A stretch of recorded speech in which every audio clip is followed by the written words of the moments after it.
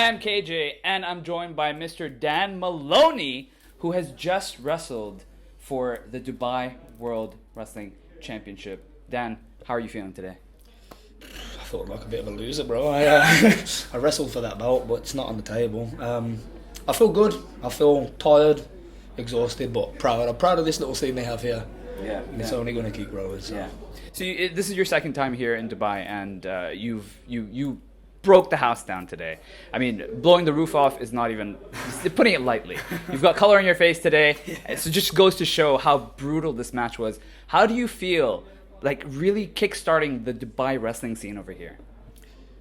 I can't lie, it's a cliche, but it's an honour. Like I was saying, there's wrestling scene in the UK, there's a wrestling scene in the US, there's a wrestling scene in Japan, there's wrestling scenes all throughout the world, but Dubai is like the hotspot for everything right now.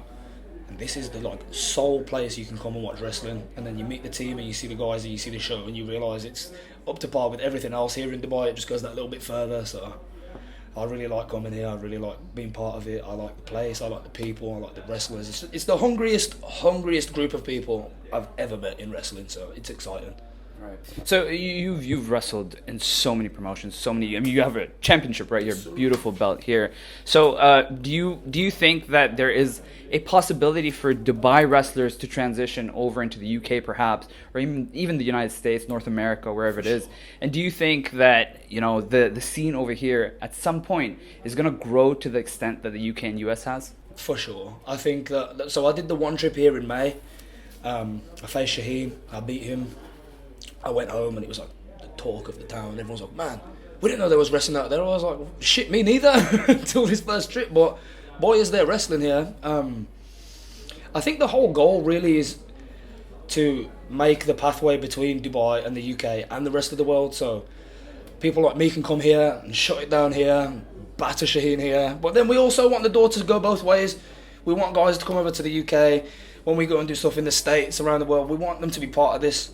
Because there's a team of guys here that had absolutely nothing to inspire them to dream other than themselves, and there's a team of like 20 guys behind that curtain with just dreams aplenty. So I'm certain, man, with the way these guys talk, the way they act, the way they graft is the key word. I'm sure that there will be a two-way door for these guys to come and go from Dubai to the UK and vice versa. So how long do you expect Dubai to grow to that scene? Do you think that the future of Dubai wrestling is soon, or do you think it's going to take some time to grow? I guess it all depends what time frames we're looking on. I mean, from May to now, there was one show in between where I was in the UK. We had the Progress Ladder match, so I had to be there. But within the show I missed to now, the growth online, the growth of the fans. I went to the gym, warehouse gym. A guy comes and stops me. "You a wrestler? You wrestled Shaheen?" I was like, okay, this is catching on now. Something's happening. So I think short term, the future's already happening now. I think show by show, you're seeing where it's headed. I think it's a matter of time. I don't want to put a time frame on it and pressure anyone, because I think this is all coming from a place of dreams. Everyone that went out in the ring tonight, it's coming from them being dreamers. You can't rush a dream, but I truly think that we're going to look back. Maybe I will give a time frame. In 5 years' time, this will be one of the hot spots.